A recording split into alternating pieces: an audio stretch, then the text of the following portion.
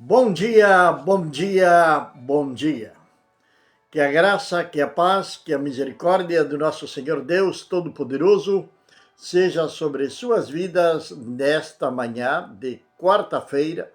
Quarta-feira estamos na metade da semana, dia 26 de março do ano 2025. 26 de março do ano 2025. E agradecemos a Deus por nós poder estar aqui nesta manhã para compartilhar com todos vocês uma palavra de Deus. Uma palavra que chegue até o seu coração, ao meu coração, aos nossos corações. Uma palavra de parte do Senhor que venha falar com as nossas vidas nesta manhã de quarta-feira. Sou o pastor Juan Teixeira e estamos começando a Bíblia, o mate e o amanhecer. No dia de ontem nós começamos em 2 Reis, capítulo número 2, falando sobre o profeta Elias e o profeta Eliseu. Donde o profeta Eliseu, sabendo do que iria acontecer com o profeta Elias, ele tomou uma decisão, ele fez um propósito no seu coração de acompanhar ao profeta até os últimos momentos. Agora, ele não pediu absolutamente nada para o profeta até o momento em que ele teve a oportunidade de falar ao profeta aquilo que ele desejava, aquilo que ele queria para a sua vida. A palavra de Deus nos diz, no versículo número 9, do capítulo número 2, nos diz da seguinte maneira: E havendo eles passado, Elias disse a Eliseu: Pede o que queres que te faça, antes que eu seja arrebatado do teu lado. Então Eliseu disse: Que uma porção dobrada do teu espírito seja sobre mim. Este era o desejo, este era o pedido de Eliseu para Elias. Uma porção dobrada do espírito que estava sobre Elias. Uma porção dobrada da unção que estava sobre Elias. A unção, ela provém de Deus. A unção, ela é dada por Deus. Agora estavam os dois ali juntos, do outro lado do Jordão, e está pedindo para o profeta Elias essa porção dobrada da sua unção, do seu espírito. Bom dia, Maria, aqui na cidade de Cacequi, que Deus abençoe poderosamente sua vida, assim como também a toda a sua família. Que a graça de Deus seja sobre você e toda a sua família. Agora, a resposta de Eliseu é: mas ele disse, é muito o que pediste. É muito o que pediste. Se me vires quando eu for arrebatado do teu lado, assim te sucederá. Porém, se não, não sucederá. Uma condição para receber a unção dobrada de Elias. Uma condição para ser usado por Deus. Uma condição para experimentar algo totalmente novo na sua vida. Nossa salvação é por graça. Os frutos do Espírito são dados pelo Espírito Santo de Deus. A palavra de Deus diz que o próprio Espírito, ele intercede por nós com gemidos inexprimíveis. Isso está lá em Romanos. Jesus Cristo se entregou a si mesmo por cada um de nós. Ele levou sobre si todos os nossos pecados, todas as nossas enfermidades, e o castigo da nossa paz foi sobre ele. Quando ele estava na cruz, antes de morrer, ele falou: consumado é. Tudo está feito. Não tem absolutamente mais nada para fazer. Agora, nós somente devemos de tomar posse daquilo que Deus tem para cada um de nós. Mas para que isto venha a acontecer nas nossas vidas, existe uma condição. Elias deu uma condição para Eliseu. Se tu me vires. Jesus, em certa oportunidade, falou para um homem que estava pedindo por o seu filho e disse: se podes crer, verás a glória de Deus. Tudo é possível àquele que crê. Essa é uma condição. Bom dia, Mari, na cidade de Taquarembó, no Uruguai. Que Deus abençoe poderosamente sua vida, sua família, que a graça de Deus esteja sobre cada um de vocês. É uma condição. Crer em Deus. Aquele que crer, para ele tudo é possível. Jesus disse: aquele que crer e for batizado será salvo. Aquele que não crer será condenado. É uma condição que existe.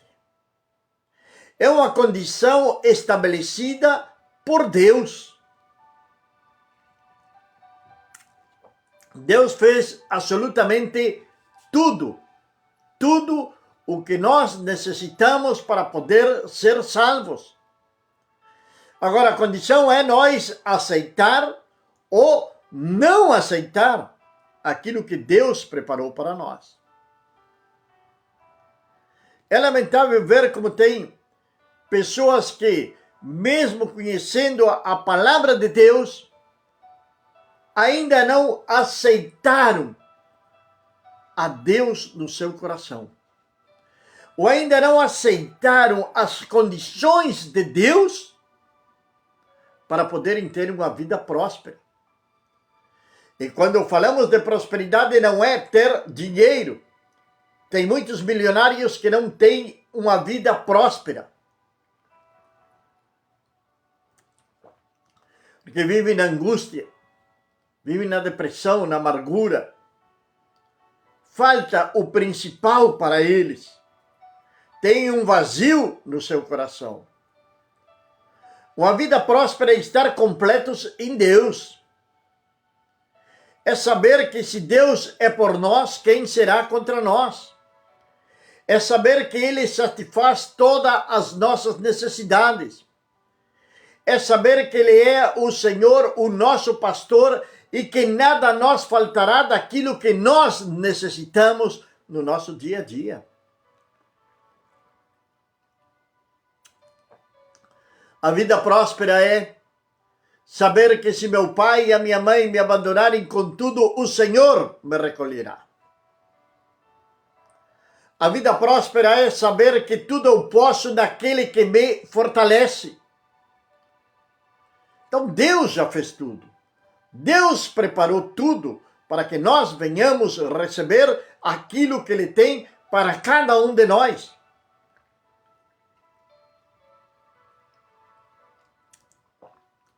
Não é para andar chorando nos cantos. Porque teu choro, teu lamento, não vai mover a mão de Deus a teu favor. Não vai mover a mão de Deus a teu favor. O que vai mover a mão de Deus a teu favor é a tua fé. É crer. É crer que Ele pode fazer mais daquilo que nós imaginamos.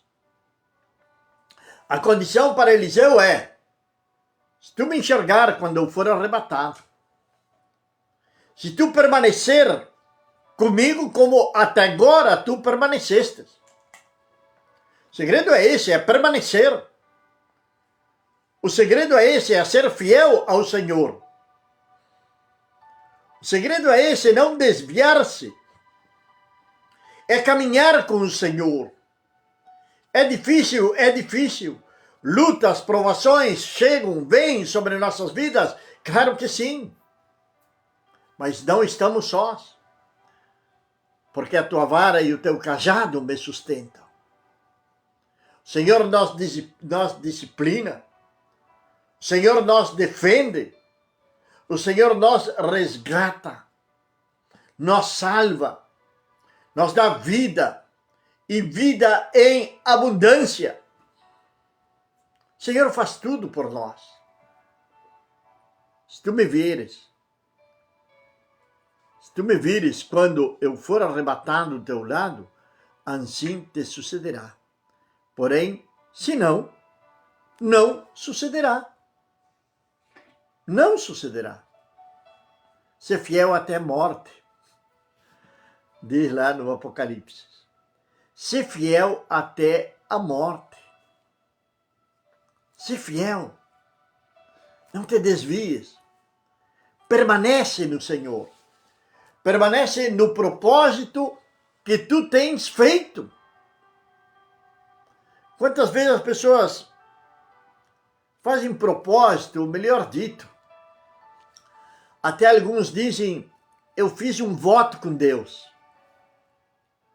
mas não cumprem esse voto. E Eclesiastes, o sábio Salomão, vai dizer que não é para nós fazer voto de tolos. O que é o voto de tolo? Eu faço o voto, mas não vou cumprir. Eu não vou chegar a concretizar aquele voto. Eu posso fazer um voto de consagração total ao Senhor. Eu posso fazer um voto de fidelidade ao Senhor. Algumas pessoas fazem uns votos totalmente errados porque pensam que com Deus se pode negociar. Senhor, se tu me dá, eu dou. Senhor, se tu me dá, eu vou fazer tal coisa. Meu irmão, já tudo foi feito. Já tudo está feito. É ser fiel ao Senhor. Essa é a condição. Elias propôs uma condição para Eliseu. Tu vai ficar aqui. Se tu me vira quando eu seja arrebatado, tu vai receber. Senão, não. Porque isso nem sequer dependia de Elias. Esse pedido de Eliseu dependia de Deus. Não foi Eliseu que deu uma porção dobrada do seu espírito para... Não foi Elias, perdão, que deu uma porção dobrada do seu espírito para Eliseu. Foi o Senhor Deus que utilizou a mesma unção que estava sobre Elias e colocou sobre Eliseu.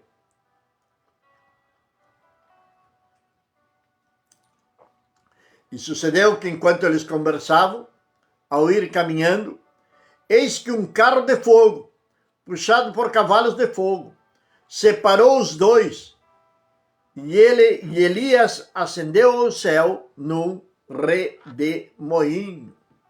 Ao ver Eliseu aquilo, eis que ele gritou dizendo, meu pai, o carro de Israel e o seu povo a cavalo. E jamais voltou a ver. E, havendo tomado suas roupas, rasgou-a em duas partes. Eliseu vai ter esta visão gloriosa. Eliseu vai presenciar o arrebatamento de Elias.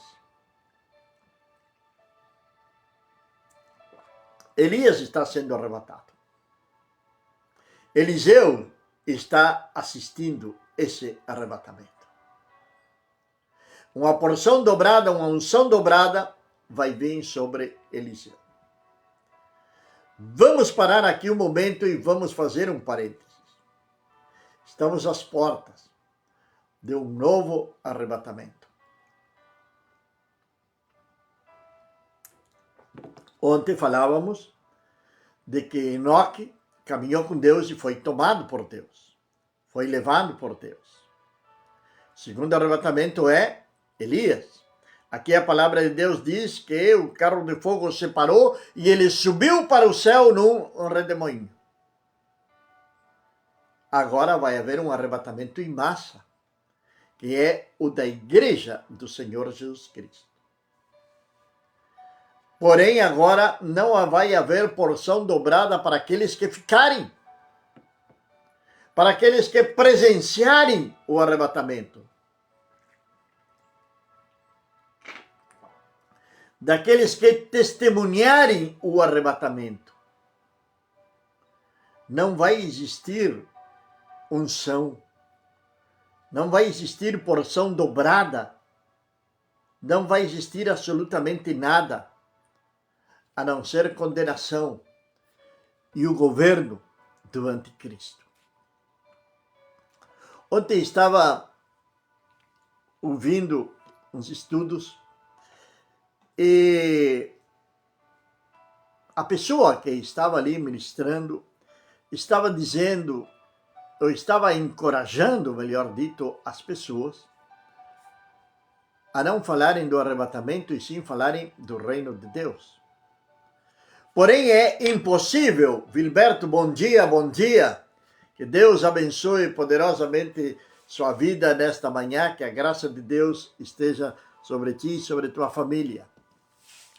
É impossível falar do reino de Deus, falar da palavra de Deus e não falar do arrebatamento, não falar da segunda vinda de Cristo pela sua igreja, pois ela forma parte da doutrina bíblica. E é engraçado que muitas vezes as pessoas confundem doutrina com maneira de usar o cabelo, com maneira de vestir, enfim. A doutrina é a própria palavra de Deus. É a palavra de Deus. Essa é a verdadeira doutrina. Você tem que conhecer, tem que mastigar, tem que andar com a palavra de Deus no seu coração. Porque ela é a verdadeira doutrina. Hoje você pode ouvir, assim como eu ontem estava ouvindo ali no esse estudo, onde estavam dizendo que não é para assustar as pessoas, que não é para falar do arrebatamento, que é para falar do reino de Deus. Certa parte concordo, na outra não concordo. O reino de Deus traz também implícito o arrebatamento da igreja. O reino de Deus também traz o cumprimento da palavra do Senhor em todos os seus âmbitos. Então, se não vamos falar do arrebatamento, o que vamos fazer com as profecias de Jesus? O que vamos fazer com Mateus 24? Vamos rasgar a folha? Vamos rasgar a folha de Marcos 13, de Lucas 21? Vamos arrancar a folha de Tessalonicenses, onde diz que os mortos em Cristo ressuscitarão primeiro e logo nós, os que estamos vivos, seremos arrebatados juntamente com eles. Vamos ter que rasgar as folhas da Bíblia. Vamos ter que arrancar as folhas de Isaías, de Zacarias, de Daniel, de Ezequiel, dos profetas, daqueles que profetizaram tudo o que iria acontecer nestes tempos. Deus nos deu uma condição. E para poder participar desse glorioso dia, nós temos que estar caminhando com Ele. Temos que estar caminhando com Ele. Elias deu uma condição para Eliseu.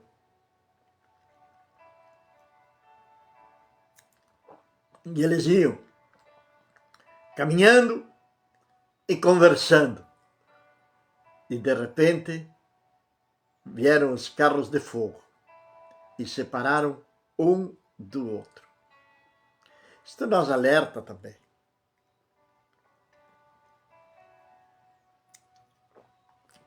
Nos alerta também a caminhar com o Senhor, a ter cuidado com aquilo que nós estamos fazendo. Muito cuidado. Imagina se se der um caso como este se deu com Elias, que os dois iam conversando. E o próprio Jesus nos alertou sobre isto. Que dois estariam no telhado e um seria tomado e o outro seria deixado. Quem seria deixado? Mentiroso.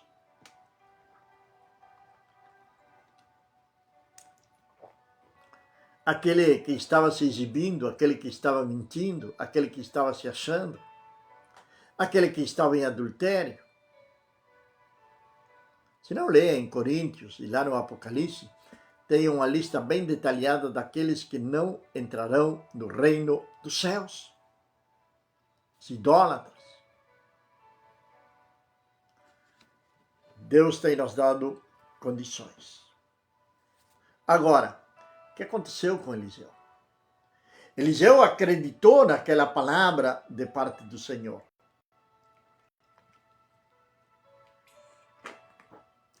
Ele não duvidou. Ele continuou ao lado de Elias.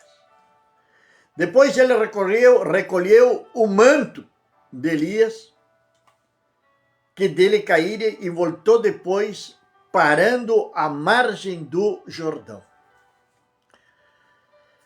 É o que diz a palavra do Senhor. Tudo aquilo que você possa ouvir a respeito ao manto de Elias, simbolismo e quantas coisas mais, são meras especulações. Porque a palavra de Deus não nos está falando absolutamente mais nada. Está dizendo que ele somente recolheu o manto de Elias. O manto. Caiu o manto de Elias. Ele recolheu o manto de Elias. E tomou o manto de Elias que dele caíra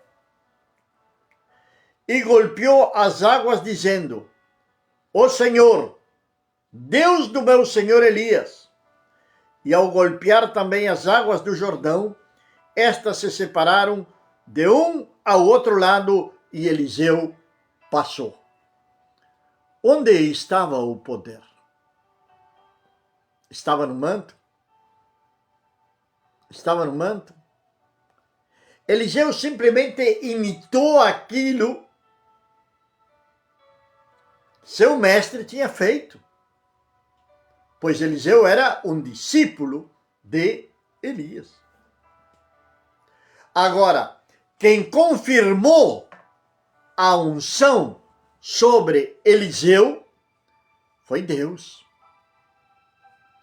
Foi Deus que operou aquele milagre, tanto com Elias, tanto com Eliseu.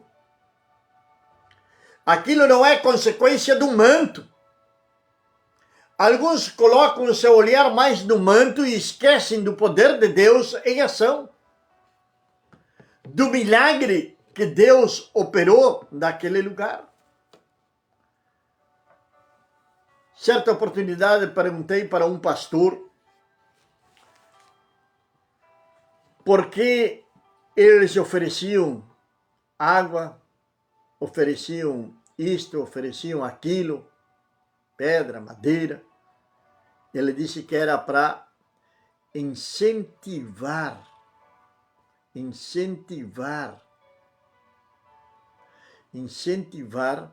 a fé de cada um deles.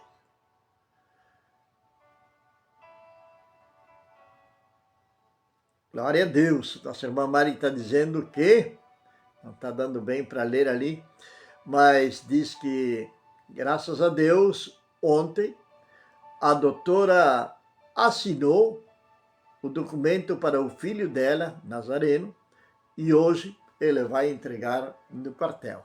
Glória a Deus por isso. Para aqueles que não entendem muito, no Uruguai é bem diferente a situação de ser um soldado. Lá não é obrigatório. Mas voltando à palavra de Deus, e agradecemos a Deus por isto e cremos de que vai dar tudo certo no filho da nossa irmã Mari e ele vai estar ali trabalhando no quartel. O poder, ele provém de Deus. Então alguém disse, é para incentivar a fé. Ora, a fé vem pelo ouvir e ouvir a palavra de Deus, ou a pregação da palavra de Deus. Isso está muito claro lá em Romanos capítulo 10, verso número 17. Ali está dizendo na palavra de Deus que a fé vem pelo ouvir e ouvir a palavra de Deus. Essa é a outra condição do Senhor. A ter fé. Agora, como eu vou adquirir fé? É ouvindo a palavra de Deus.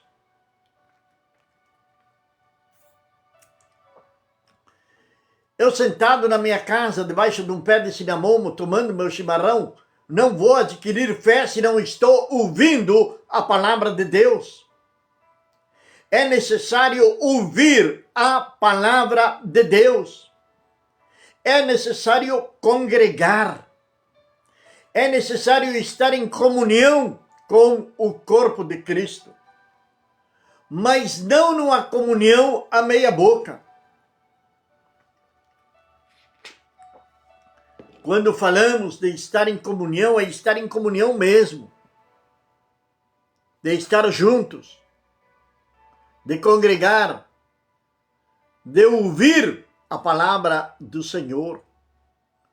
De buscar a presença do Senhor. O poder, ele provém de Deus. O poder, ele vem de Deus. O poder vem do Senhor.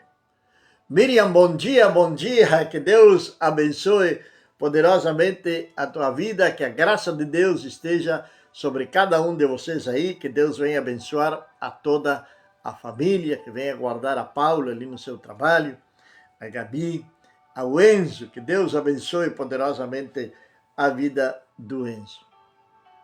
O poder provém de Deus. Se nós necessitamos de coisas alheias para adquirir fé, estamos totalmente equivocados. O poder é de Deus. E a fé vem pelo ouvir e ouvir a palavra de Deus. Consumado é. Tudo está feito. Somente devemos tomar posse das bênçãos de Deus. Como e de que maneira?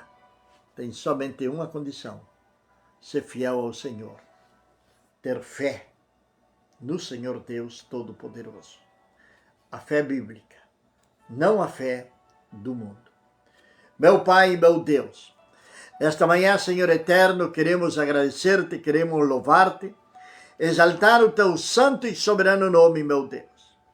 Senhor, que a tua graça, que teu amor, que a tua bondade seja sobre cada uma das vidas dos nossos irmãos que estão conectados aqui conosco nesta manhã, meu Pai. Senhor, aqueles que vão estarem assistindo esta transmissão depois nos diferentes grupos. Senhor, que tu venhas abençoar, que tu venhas, Senhor Deus, guardá-los debaixo da tua poderosa mão, meu Deus. Que tu venhas operar milagres, meu Deus. Milagres na saúde, milagres na área financeira, Senhor, na área sentimental.